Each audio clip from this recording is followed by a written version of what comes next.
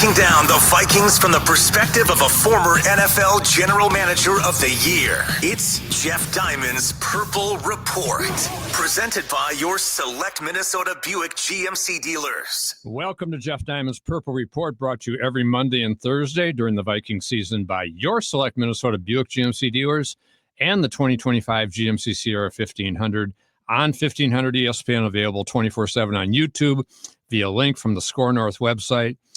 I'm Jeff Diamond, former Vikings GM, former Tennessee Titans president. Our producer is Ross Brendel. Does a great job getting us on the air, pulling our interviews, our clips. And Ross, a quick programming note next week, because the Vikings are playing Thursday night in LA against the Chargers. We will do a show on Wednesday night next week and our regular Monday show where we will break down the Vikings and the Eagles. Big game on Sunday. They're not going to let us get used to noon starts again, are they, Jeff? They're just not going to let us do that. Well, this week, that's about it. And yes, it's going to be certainly a big game at US Bank Stadium on Sunday. And you have to consider what's at stake. And Ross, I always talked about in my NFL years in management, talked about swing games.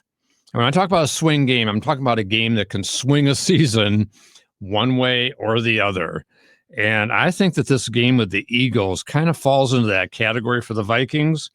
And when I say that, a win, you get to 4-2 before you get those next two very difficult road games at the Chargers, at the Lions, two division leaders.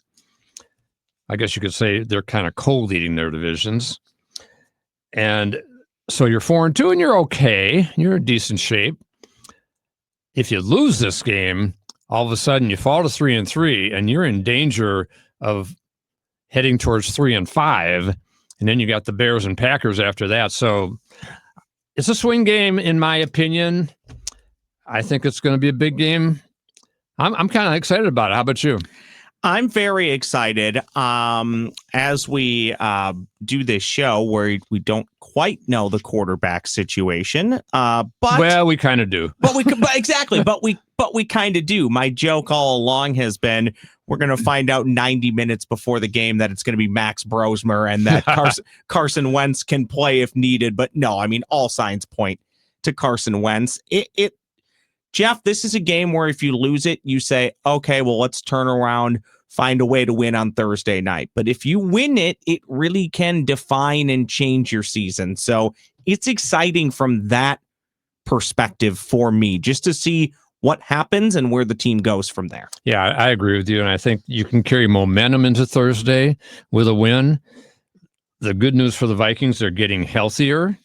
And we know that, for example, offensive line, they're going to should have Brian O'Neill back at right tackle, should have Donovan Jackson at left guard, Christian Darrisaw may be ready to play a full game, and that's all good news. Blake Brandel, if he ends up being the starting center, which he should be over Michael Juergens this week with Kelly still on IR, Brandel has one game under his belt and played well, according to the coaches and according to the eye test. So the offensive line looks like it's in good shape.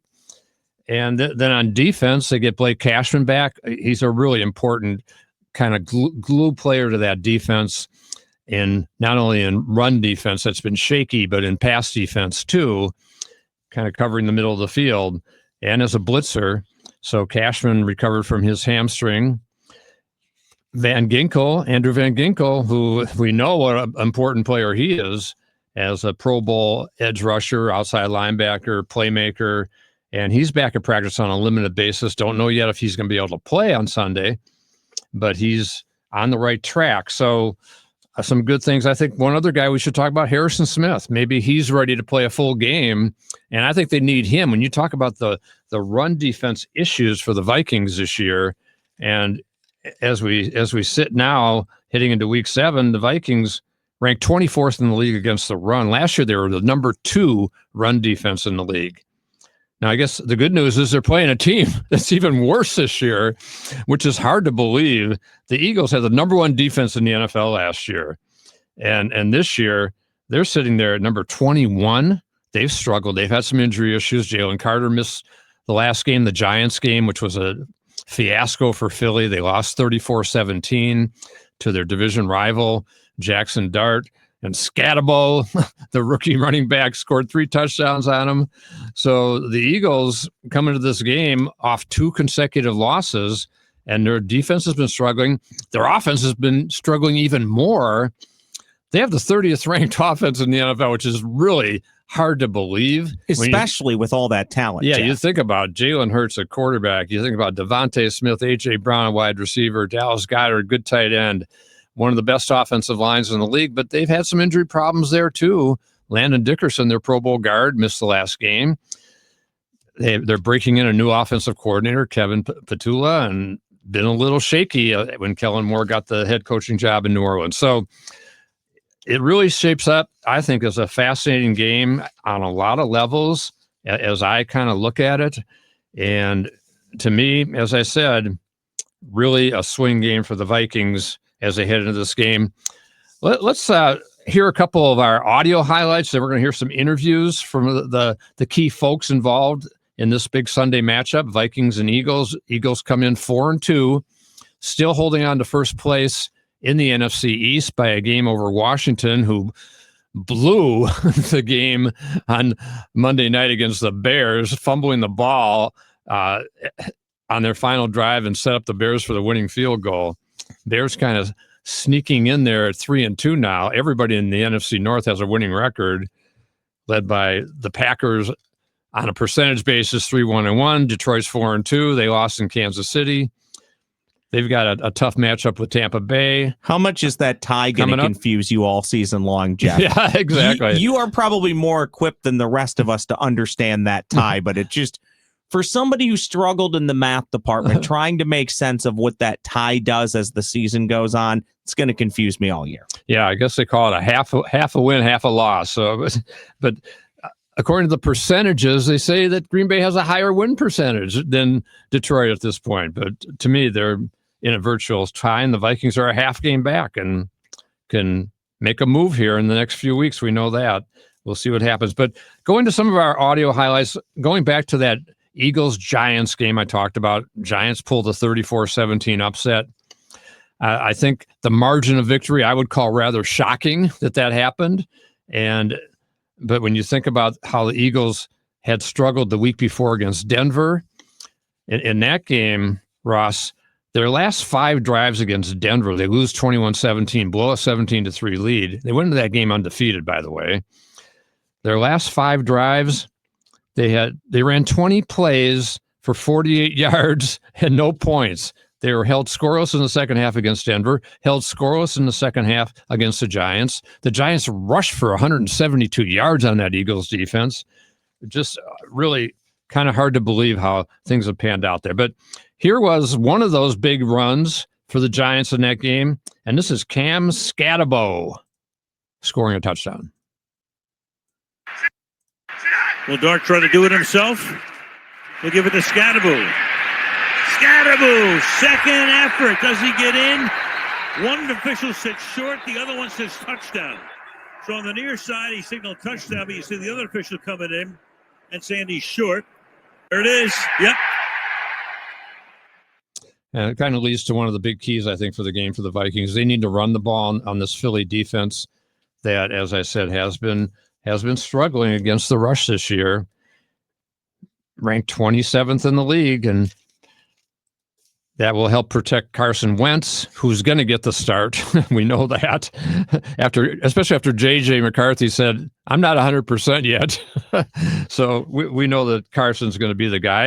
And I think it's rightfully so that he starts. He deserves a start after leading the way to the big win in London against Cleveland with that final drive when he went 9 for 9 for 71 yards. Back to that Giants-Eagles game, Brian Burns. Here's a sack of Jalen Hurts, who got sacked 6 times that game by the Giants defense. That could set up things for the Vikings this week. 3rd and 7 here. Deep drop, pressure. Got him by the shirt tail. Sacks him. Brian Burns. 2 for him tonight. When you look at this game, Ross, to me, the Eagles' identity especially winning the Super Bowl last year, defending Super Bowl champs, it was Saquon Barkley running the ball, 2,005 yards. Jalen Hurts making big plays to Devontae Smith and A.J. Brown. We know that. But Barkley was really the engine that drove the train. And here he's just been struggling this year. His average 3.4 of a carry after 5.8 last year. 325 yards rushing after a 2,000-yard season. I think that Nick Sirianni, the Eagles coach, is going to want to come in here to face the Vikings and the run defense that's been a little shaky. Questionable at best. That's right. Number 24 in the league. I think they're going to try to pound the rock with Saquon Barkley in this game, a heavy dose of him, and then work play action off of that. So that's going to be, to me, probably key number one in the game is who's going to run the ball better. And if the Vikings are successful running the ball, can Jordan Mason and Xavier Scott hang on to the ball? Because they fumbled it. Each of them had a fumble against the Browns, which set them back, obviously. Jalen Hurts, we know he can run the ball, especially when he's at the 1 yard line. And here was a highlight for the Eagles in that game against the Giants. Yeah, he's yelling. He's screaming at the official. 2nd and goal. One more time. Crowd hates it. Eagles love it. Touchdown.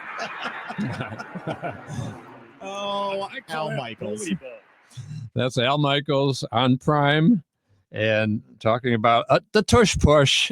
So one of the keys, I think, for the Vikings, keep the Eagles out of short yardage. Yes, amen. Yeah, amen. And in the Giants game, the Giants held them to 1 of 9 on 3rd down. That would be a big formula for the Vikings. Vikings also have to be better on 3rd down. They've struggled a little bit in that category too. Vikings and Browns in London. Last time we saw the Vikings, a couple weeks ago. And here was the winning touchdown. Just kind of fun to relive this highlight. Wentz, 2nd and 5. Addison, he's got it! Touchdown! Now using the running game, set up play action, it's going to be the key. Then throwing the ball to a couple of great receivers. Justin Jefferson, Jordan Addison caught that touchdown pass. Jefferson had a big game against the Browns. One of the keys, I think, also is going to be what kind of shape is that Eagles secondary in? They've had some injuries there too, and Quinyon Mitchell, 1st-round pick last year, he's their best corner. He left the Giants game in the first half with a hamstring, and those hamstrings can be tricky now. It took Cashman several weeks to get back, and we know Jefferson missed about 6 weeks a couple of years ago with that hamstring. So can Quinyon Mitchell be back that quick, or could he tweak it during the game?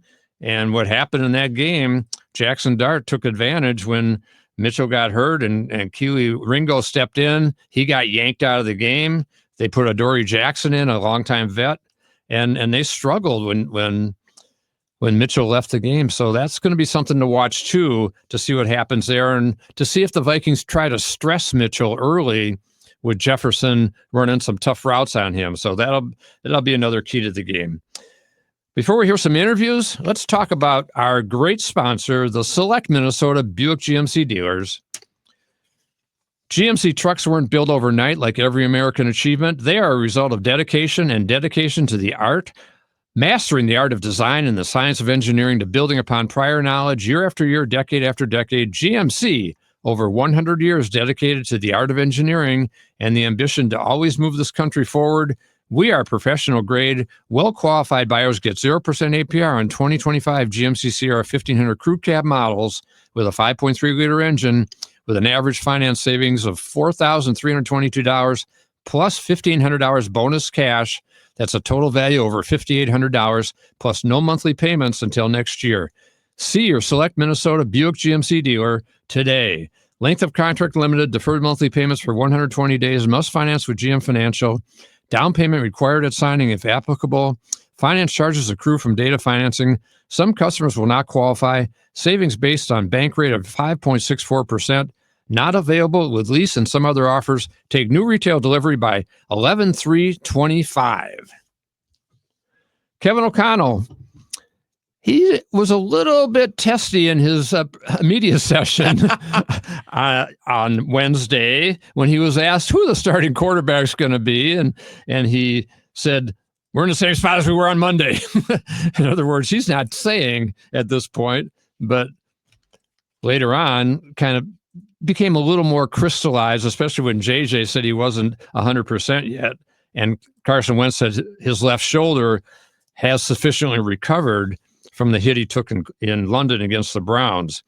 But so the Vikings have another player besides Carson Wentz with some history with the Eagles, and we're talking about Isaiah Rodgers, who has been kind of a big find for the team this year. And going into the season, I had my questions about Rodgers in terms of taking over that starting corner spot from Stephon Gilmore, but he's played really well. There was a stat this week that when opposing teams are throwing in his area, the quarterbacks have a 36 rating, which is remarkably low. So Isaiah Rodgers having an excellent season, and he knows his former team played for them on the Super Bowl team last year for the Eagles on that defense, was not a starter, which kind of opened up the opportunity here when the Vikings gave him the $8 million a year contract. And here's Isaiah Rodgers talking about facing his old team and about the Eagles offense. It's a lot of playmakers over there. I feel like, you can't come to the game looking at the stats or things like that. You got to give them the respect that they earn. There's a lot of playmakers over there, and they can turn it on and make it a game anytime they want. How surprised are you, though? I'm looking at the passing numbers. I mean, they're like bottom of the league in terms of passing the ball. I just know that, they can, Jalen can do what Jalen needs to do, and AJ and Smitty can find a way to get open. Saquon can catch the ball, and Dallas got over there as well. So you just got to lock in and go into the game with a full amount of respect. And then I think about Devontae Smith. I mean, Heisman Trophy winner, right? Yeah, definitely. He earned my respect before I even, went to the Eagles. But, practicing with those guys, I know what they're capable of. So you just can't go in the game and look at the stat sheet. On our team, so perfect time for our bye week. You certainly have intimate knowledge of the Eagles' offense. What sticks out? It's a lot of playmakers over there. I feel like, you can't come to the game looking at the stats or things like that. You got to give them the respect that they earn. There's a lot of playmakers over there, and they can turn it on and make it a game anytime they want. How surprised are you, though? I'm looking at the passing numbers. I mean, they're like bottom of the league in terms of passing the ball. I just know that, they can, Jalen can do what Jalen needs to do, and AJ and Smitty can find a way to get open. Saquon can catch the ball, and Dallas got over there as well. So you just got to lock in and go into the game with a full amount of respect. And then I think about Devontae Smith. I mean, Heisman Trophy winner, right? Yeah, definitely. He earned my respect before I even, went to the Eagles. But, practicing with those guys, I know what they're capable of. So you just can't go in the game and look at the stat sheet. Him from running and escaping the pocket. So that's going to be a key too. As I said, going to be a big game. Limit the penalties. We've been talking about that all season. Vikings need to limit those penalties. They lead the league in average penalties per game, over 10 per game. And Kevin O'Connell's emphasized it every week, but it's really time for his message to come through because it's been hurting this team, we know, in the early going. And special teams make a few big plays there. A couple of really good kickers in this game. Will Reichard, and Jake Elliott for the Eagles are basically perfect this year. Both will be fine if they avoid the cameras dangling. Yeah, exactly right. The wires. Exactly right. Jalen Hurts, as we said, he has a 100.2 rating, ranked 13th in the league, one spot ahead of Carson Wentz, who's 99.5. Jalen, 8 touchdowns, 1 interception, but he's taken 18 sacks. We know he's got plenty of weapons, but he's also dangerous in the run game. He's got those 5 rushing touchdowns. But that Eagles offense, number 30, and we know that Nick Sirianni, their head coach, wants to get that thing turned around. And Hurts talked about some of the struggles offensively. I use the word a lot different. I just use the word different. It's a different role for him, and it's been that way, over the years. But that isn't anything that gives us any reason not to go out there and excel. And so that's the standard that we have. That's how we want to challenge ourselves, and that's what we're committed to.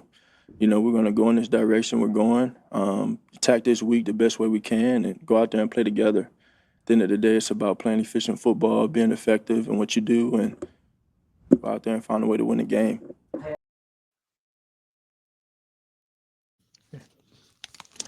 So one of the guys I think is the key to this game, Jonathan Grenard, Vikings Pro Bowl edge rusher, and the hope is that Van Ginkel's back too. But Grenard had 12 sacks last year, only 1 sack in the first 5 games so far this season. He's had some pressures. He's playing the run pretty well, but they need him to get the quarterback on the ground. And as we said, here's an opportunity potentially when you think about Jalen Hurts, who was sacked 6 times by the Giants last week. And here's Jonathan Grenard talking about facing the Eagles. Defending champs, definitely looking forward to a physical game. I know they're going to definitely try to get back on track. They're on a 2-game lose streak. So they're going to try to come back, get on track, run the ball, try to make the game a little bit more simple for them, and obviously try to get to what they do best. What was Hurts like to defend? Man, he's going to be just like pretty much every dual threat we played so far, man. You got to try to knock him off schedule. Try to keep him in the pocket at times, don't let him just make easy plays on his legs by giving up easy pass rush lanes and stuff like that. But I look forward to him, even in the quarterback running game, definitely just being stout in the run game and getting off blocks for real and making tackles. And it's going to be a physical game. Okay, Ross, we're going to pick this game. And I'll let you go first this week. I think I picked first last time. Who do you like? This is so intriguing to me because I feel if the Eagles hadn't lost 2 in a row, which I don't think should really be an indicator on the game, but I think it kind of is. It's tough to believe that the defending Super Bowl champs after a great start are going to lose 3 games in a row. So I have no real rationale other than that is my rationale. It's just really tough to believe that they will lose 3 games in a row. So I'm going to take the Eagles solely for that fact. If they hadn't lost 2 in a row, I feel like this is a good ambush spot for the Minnesota Vikings after a bye week. But they're getting healthier, but the Vikings probably aren't as healthy as they want to be still at this point. I just like the Eagles by probably a touchdown. I think the Vikings will battle, but this feels like a tough task, Jeff. It just feels like a tall order against an angry team that you said is going to want to run the football against you. I don't know. Saquon Barkley, right? I get it that it's slower this year, but could that have just been because he's a little bit tired from all the work last year and then the Super Bowl run? I think this is a tough task for the Vikings to win on Sunday. Yeah, and that was my first explanation as far as picking this game, but the more I kind of study the Eagles and look at the issues that they've had on offense and breaking in the new offensive coordinator, and then on defense, not being able to stop the run and an injury factor too. They do get Jalen Carter back. He's a huge piece, the Pro Bowl defensive tackle. But I think the loud US Bank Stadium crowd could have an impact. They could get some false starts, get some penalties. And I know the Eagles will be highly motivated, but so will the Vikings. They know what's ahead of them too. And as much as they preach go 1-0 this week, they know what's coming up real quick, which are the Chargers and the Lions, 2 difficult road games, even though the Chargers are banged up too. So we'll see. But I'm picking the Vikings to win. Logically, maybe it doesn't make sense, but I just feel like the Eagles are having some trouble, and it may take another week or 2 for them to sort things out. For the record, I'll turn my mic on because I'm a professional. For the record, I want to be wrong, and I want you to be right, my man. Of course, absolutely. So I'm going to say Vikings 27-21 in this game. I think it's going to be a really exciting game. Should have been a doubleheader or primetime game, but it's not. And maybe they'll see the Eagles again down the road. We'll see. But I think that it's going to be a fun Sunday at US Bank Stadium. Going around the league, some of the big games. NFC North, Detroit, a big game against the Tampa Bay Bucks, who are 5-1, best record in the NFC right now. Baker Mayfield playing MVP caliber football, all these fourth quarter comebacks. But I think Baker comes back to earth against Detroit this week. I see the Lions rebounding from that loss in Kansas City. And I know Tampa Bay knocked them off in Detroit a couple of years ago, but I'm going to take the Lions in this game. The other NFC North teams, Green Bay is at Arizona. They should win it. But the Packers have been a little shaky on the road. They lost in Cleveland. They had that tie in Dallas against 2 inferior teams. I'm going to take Green Bay in this game, but I wouldn't be shocked if the Cardinals pulled the upset. Their kind of season's on the brink right now. And the Bears are home to New Orleans. You got to figure they'll find a way to win that game, but who knows? Caleb Williams can go up and down. So are you seeing the three NFC North teams winning this week, as I am? I'm saying all four are going to win. The Arizona one is the most intriguing to me because I know a lot of people had them as a playoff team, perhaps a division winner to start the year. They've had a lot of well-documented issues this season. That feels like a game, though, they could win. And if they win, that throws more chaos into the NFC North, especially if the Vikings are able to win. Detroit, Tampa, that's really intriguing stuff. Tampa Bay, don't sleep on Tampa Bay. Don't sleep on Baker Mayfield. No, they're playing well. We know that for sure. And another game the Vikings will be paying close attention to, the Chargers, their next opponent, are home against 5-1 Indianapolis. Chargers 4-2. But I'm picking the Chargers to win at home over Daniel Jones and company. And we will be back on Monday to break down the Vikings and Eagles. Exciting game on Sunday at noon at US Bank Stadium. And then, as I said, our follow-up show next week will be on Wednesday instead of Thursday before the Thursday night game against the Chargers in LA. And this has been Jeff Diamond's Purple Report, brought to you every Monday and Thursday, occasionally Wednesday, during the Viking season by your select Minnesota Buick GMC dealers and the 2025 GMC Sierra 1500 on 1500 ESPN. Available 24/7 on YouTube via link from the Score North website. This is Jeff Diamond with Ross Brendel, and we will talk to you on Monday after Vikings and Eagles.